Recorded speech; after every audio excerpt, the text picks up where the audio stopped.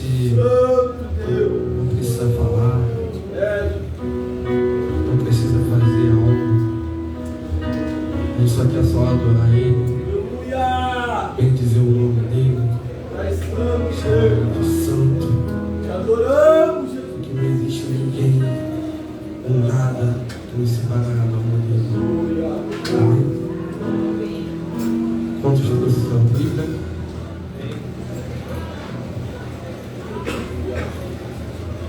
Lucas, capítulo de número 15. Pode sentar aí, gente. Pode sentar aí.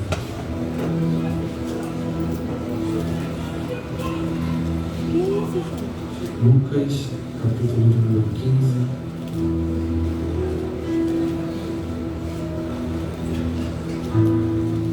Versículo de número 1, 2 e versículo de número 11.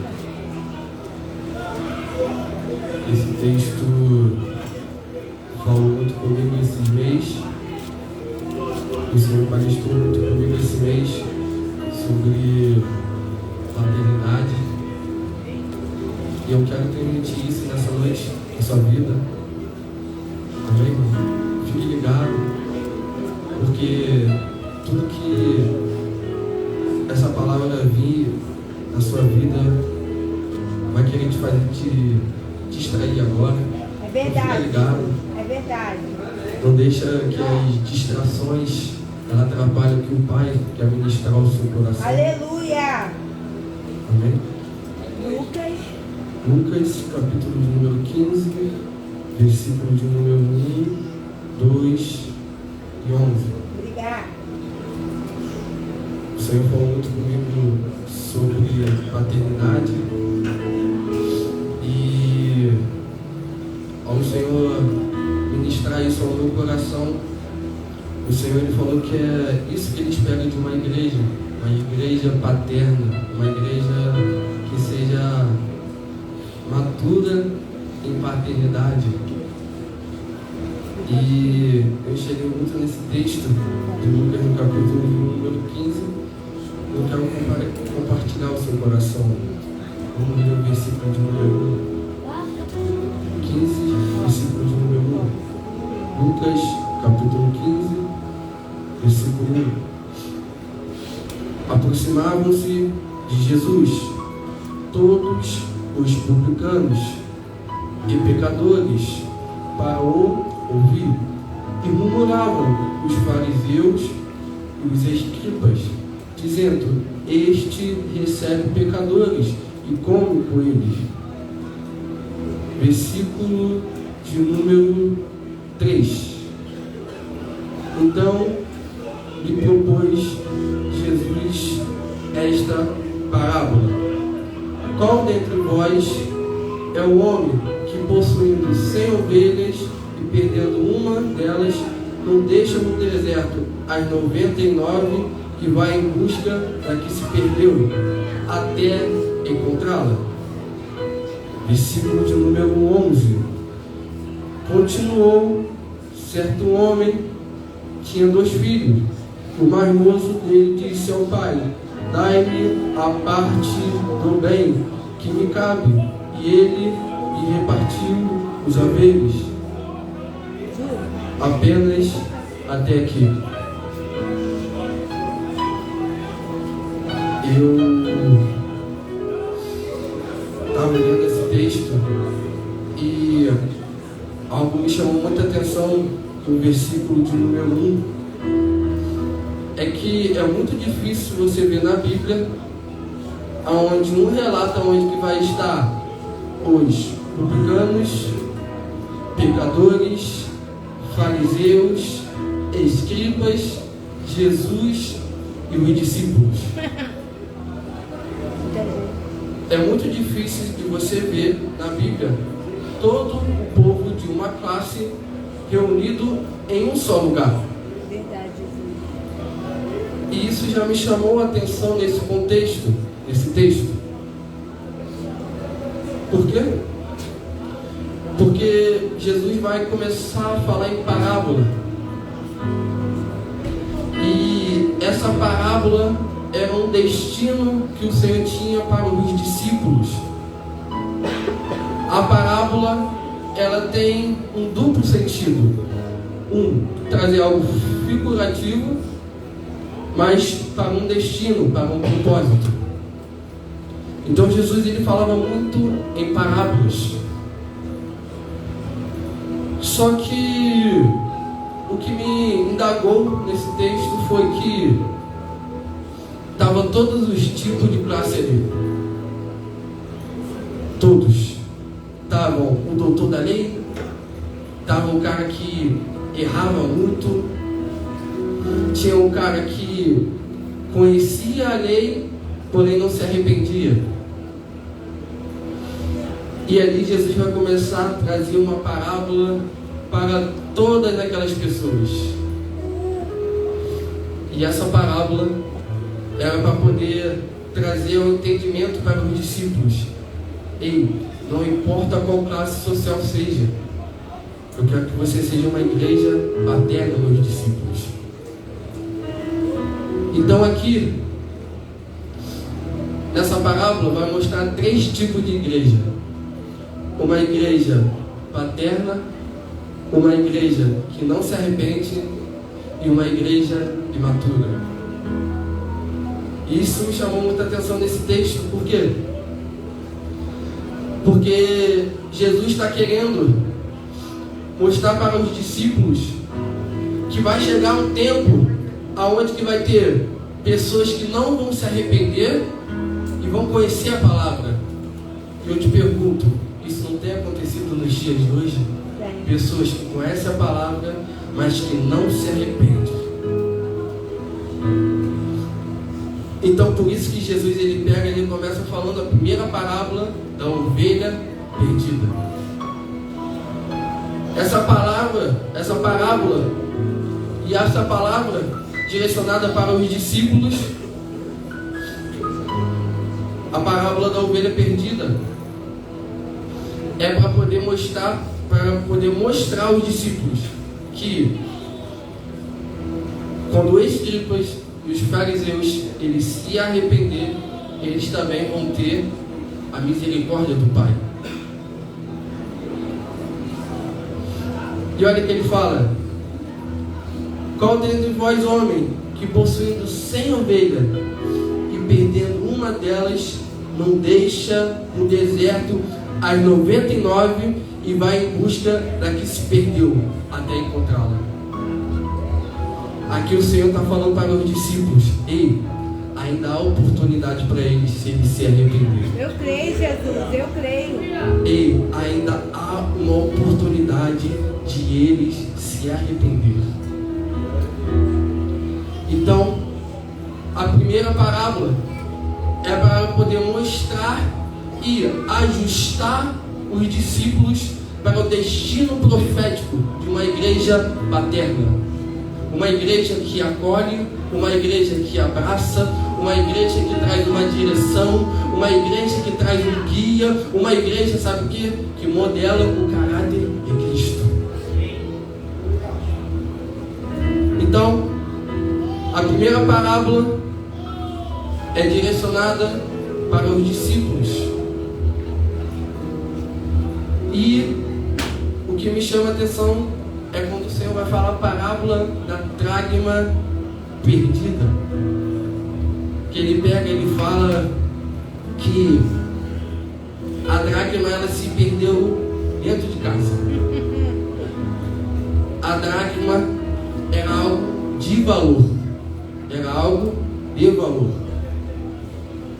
E o Senhor vai começar a falar, no decorrer do texto, essa parábola para os discípulos. E ele quer mostrar o que vai acontecer nas igrejas atuais que estão acontecendo agora nos dias de hoje. É que tem pessoas que vão estar dentro da casa do Pai, dentro do culto, dentro do corpo, mas que não vai dar valor à presença de Deus. E isso fala muito do coração do Pai. Porque Porque quando o pai ele entrega algo para o seu filho, ele espera que esse filho ele cuide de muito bem disso. Por quê? Porque se eu entreguei algo para o meu filho, é porque eu sei que ele já está maduro para poder guardar aquilo que eu entreguei a ele. Só que essa mulher ela vai perder. E o que me chama a atenção que Jesus fala sobre essa parábola, ele pega e ele fala assim: ela perdeu, mas ela sabe que é algo de valor. E Jesus mostra aqui para os discípulos: ei, mesmo que eu entreguei algo de valor para meus filhos, e na visão que vocês não têm paterna, eu sei que ele ainda dá valor. Eu vou explicar para que você possa entender melhor. Deus, nosso Pai, Ele não olha na maneira de como que nós olhamos, na visão física. Quando Ele fala sobre essa dracma, Ele está querendo apontar um destino profético. E qual é esse destino? É que se o pai entregou algo para o filho, é porque ele sabe que o filho vai cuidar. A dracma era algo de valor. E esse valor que é a dracma, sabe o que ela representa aqui? A própria presença de Jesus. Talvez você entrou aqui com a falta da presença.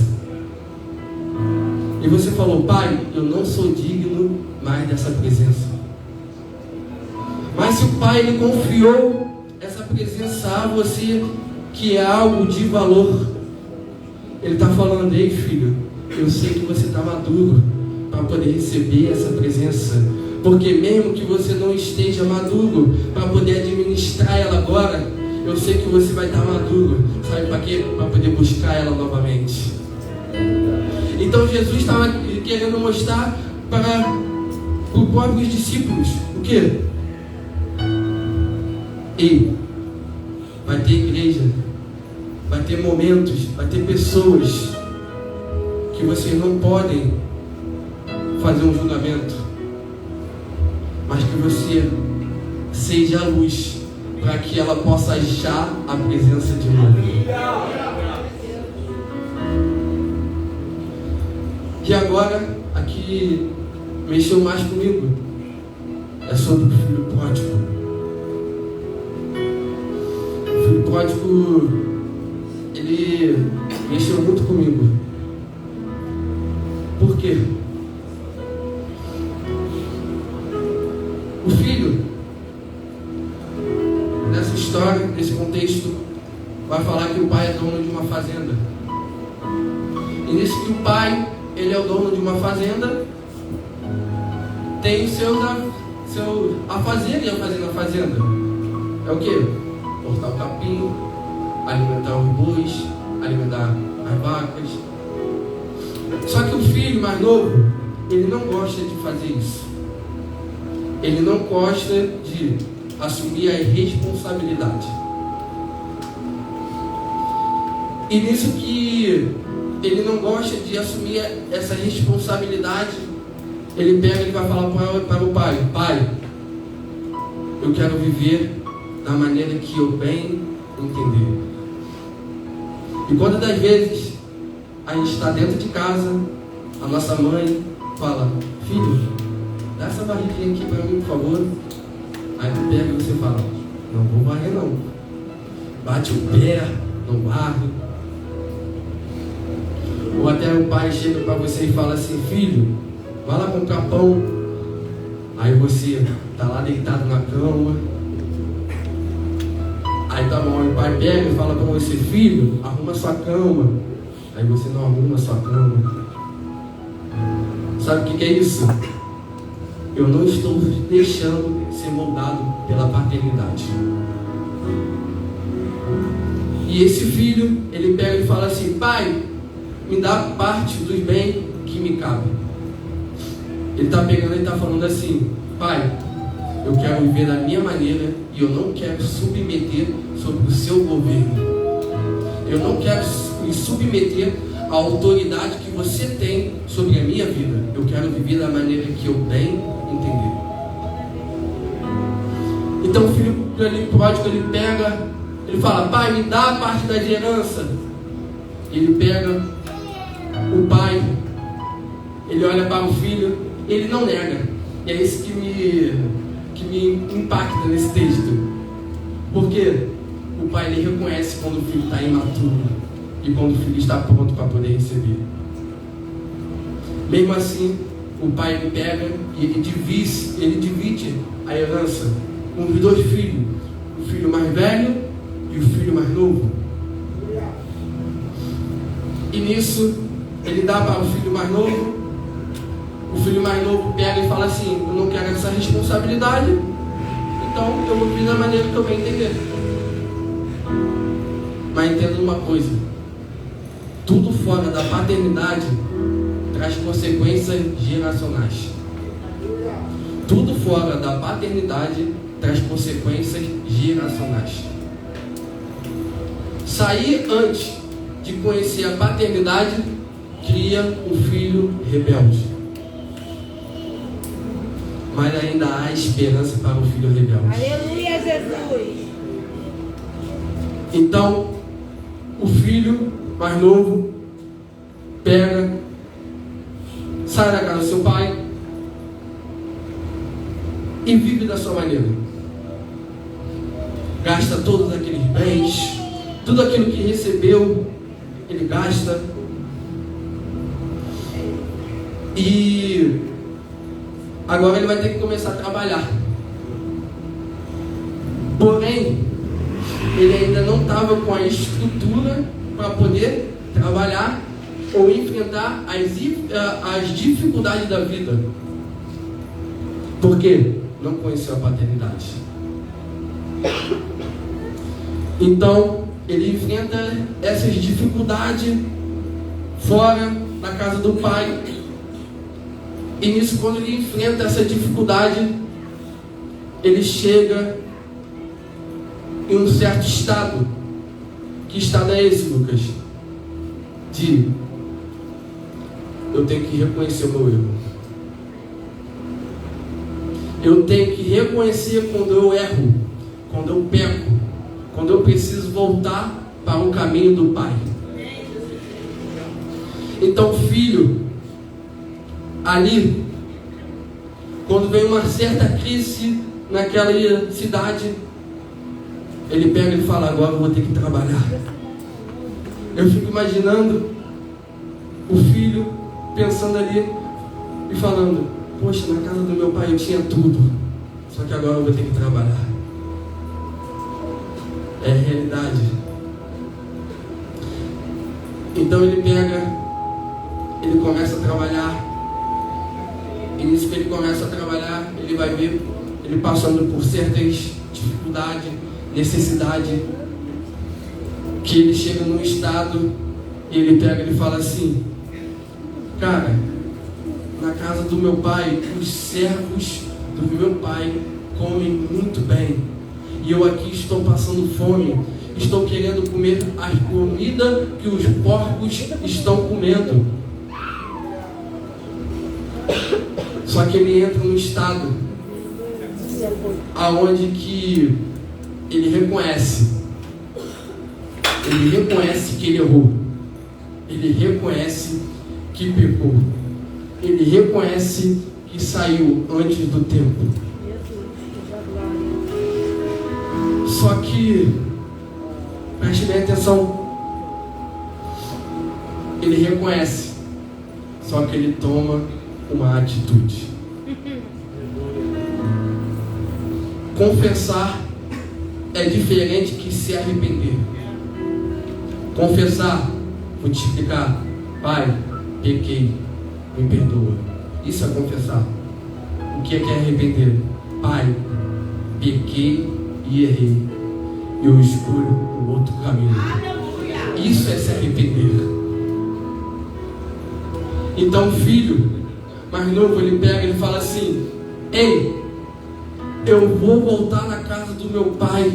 Sabe por quê? Porque os empregados do meu pai têm comida, e quando eu estou passando fome aqui. Só que quando ele está voltando, ele não está voltando com mentalidade de filho, ele está voltando com mentalidade de servo. E quando ele está voltando com mentalidade de servo, é porque ele não conheceu a paternidade.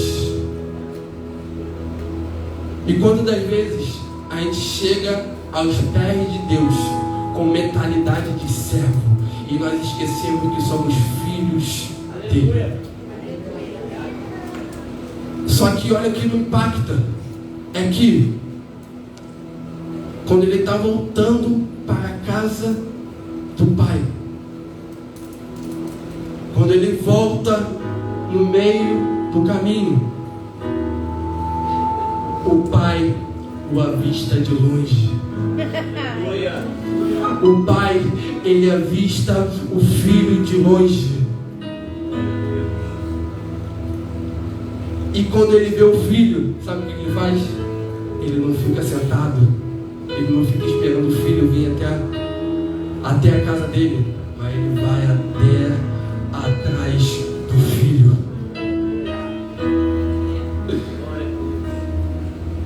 E isso aqui está falando, sabe de quê?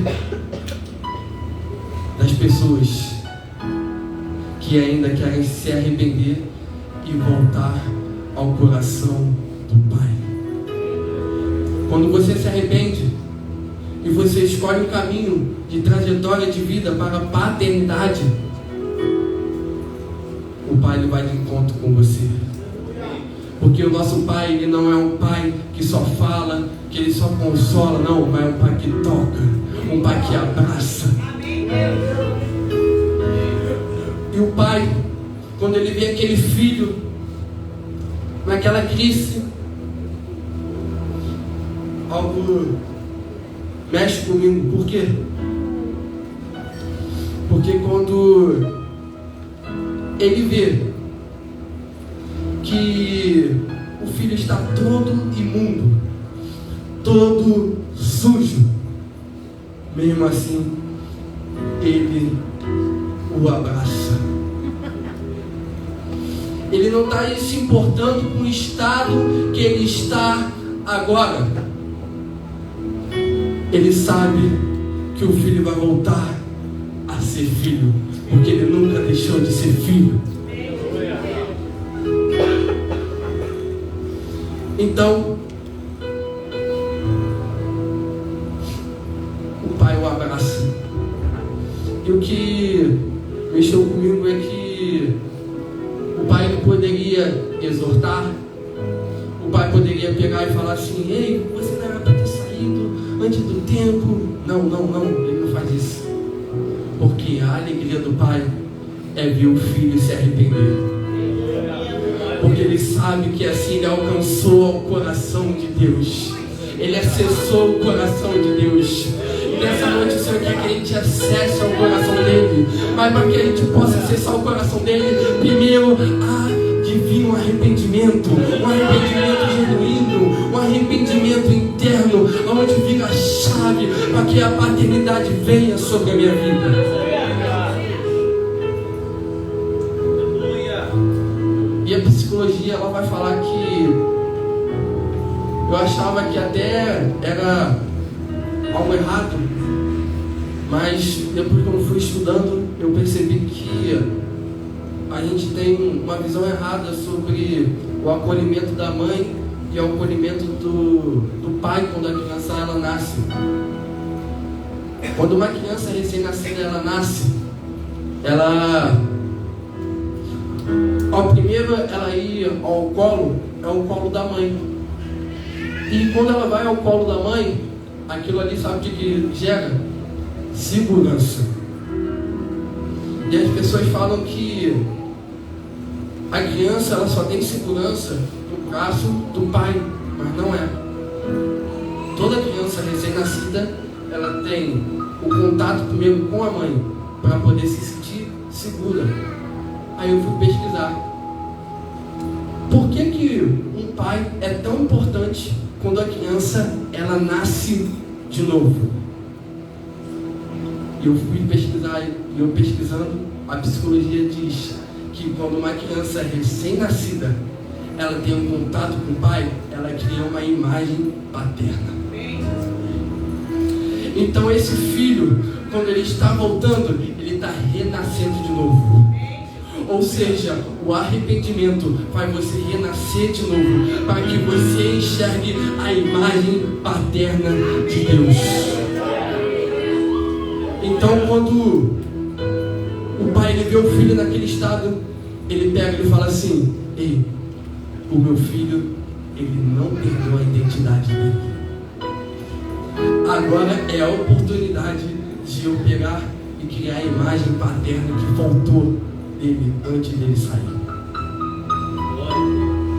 Então é esse destino profético que ele estava querendo mostrar para os discípulos, essa parábola, mostrar para a igreja que ia ser os discípulos futuros, mostrar para ele: ei, aprenda a ser uma igreja paterna e madura. Quando alguém se arrepender, aprenda, sabe o que? A acolher, a mostrar a identidade que ela tem em mim quando ela se arrepende. Então por isso que é um apontamento de um destino profético para a vida dos discípulos, para uma igreja madura e paterna.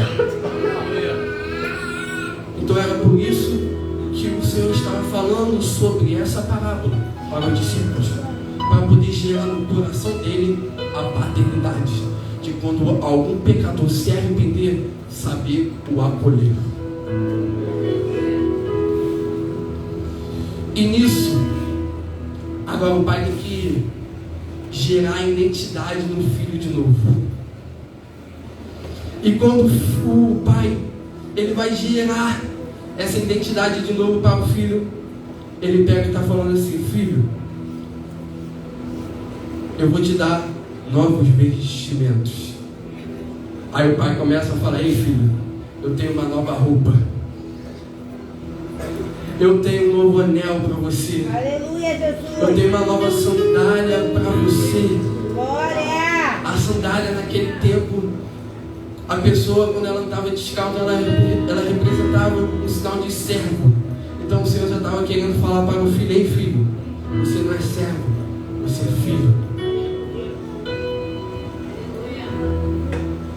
Então quando o pai ele pega, ele dá a sandália para o filho, ele está pegando, está falando assim: ei filho, eu quero gerar em você a minha paternidade, porque eu gerando em você a minha paternidade, eu sei que você vai ser um modelo geracionais para outras pessoas. Aleluia, Jesus. E o Senhor me levou, sabe onde? Lá em Abraão. Em Abraão, capítulo de número 12. O Senhor poderia falar para Abraão: Abraão, ei, você vai ser sacerdote, você vai ser juiz. Não. O Senhor pega e fala assim: Abraão, eu quero que você seja pai de nações. Isso também é um apontamento profético. Por quê? Porque quando Abraão entendeu, ele se movimentou. Então hoje a palavra que o Senhor tem para a sua vida é: ei filho, é hora de você se posicionar. É hora de você se arrepender, filho. Porque você se arrependendo, você alcança ao meu coração. E você alcançando ao meu coração, eu gero em você a minha paternidade. Eu gero um modelo paterno de igreja para a atualidade que precisa hoje, no modelo, no século de 2024. A gente precisa, sabe de quê? Uma igreja paterna, uma igreja que cuida, uma igreja que guia, uma igreja que orienta, uma igreja que acolhe, uma igreja que sabe aonde mostra o amor do Pai. É isso que o Senhor precisa. Hoje o Senhor está te chamando de filho. É noite de eu te apresentar a paternidade. Se talvez você não sentiu um abraço físico, noite. Se você não teve um vestimento, hoje o Senhor Ele quer lançar esse vestimento sobre a sua vida. Então, nessa noite eu quero te convidar. Quero te convidar a você fazer um ato profético. Um ato profético. Não se importe com quem está do seu lado, o que vão falar, o que vão pensar. Talvez dentro do seu coração você sempre falou assim: pai, eu não tive pai, eu não tive um pai presente. Mas hoje o Senhor quer gerar em você essa paternidade, virar essa chave em você. Então deixa hoje, nessa noite, o Pai te tocar, o Pai te abraçar, para que você seja transformado, para que você seja um modelo, para que você seja uma referência paterna para essa geração. Eu quero te convidar. Quero te convidar, se você nunca se lançou ao Pai, falando: pai, eu errei, eu pequei, eu vacilei, pai. Mas hoje o Senhor Ele quer que você acesse ao coração dele. Mas para isso hoje o Senhor está falando: ei, filho, primeiro tem que se arrepender genuinamente. Tem que ter um ato profético para que um apontamento de destino profético seja cumprido sobre a sua vida. Hoje eu quero te convidar. Não precisa vir aqui na frente. Não. Que você venha refletir aí no seu lugar. Que você venha entender que o Pai Ele quer gerar isso em você. Então deixa o Pai nessa noite virar essa chave profética sobre a sua vida. Saia daqui com uma referência paterna. Desperta esse dom que existe dentro de você. Já está dentro de você. Feche seus olhos. Feche seus olhos. Coloque de pé. Coloque de pé. Dentro do seu próprio lugar. Comece a conversar ao Pai. Eis aqui fala um próprio pessoa que não teve uma paternidade presente, mas que escolhe ser uma paternidade como uma referência para essa geração. Então deixa o Pai Ele te acessar nessa noite. Deixa o Pai Ele te tocar. Porque nessa noite Ele quer gerar cura. Nessa noite Ele quer gerar restauração. Nessa noite Ele quer gerar identidade em você. Uma identidade paterna. Então, em nome de Jesus. Em nome de Jesus. Agora no seu lugar, comece a refletir. Se você não teve uma paternidade física, hoje o Senhor Ele pega e fala: ei, se você não teve uma paternidade física, a partir do dia de hoje, eu vou ser uma paternidade espiritual, trazendo a existência física para essa geração. Então hoje, nessa noite, aí no seu lugar, comece a falar com o Pai, comece a abrir seu coração, comece a deixar Ele virar essa chave profética, comece a deixar Ele te abraçar, Ele te tocar, Ele te transformar, Ele restaurar, Ele te gerar essa identidade para que possa ser manifesta em você. Em nome de Jesus. Em nome de Jesus. Seja tocado. Seja tocado. Sente o toque do Pai nessa noite. Em nome de Jesus.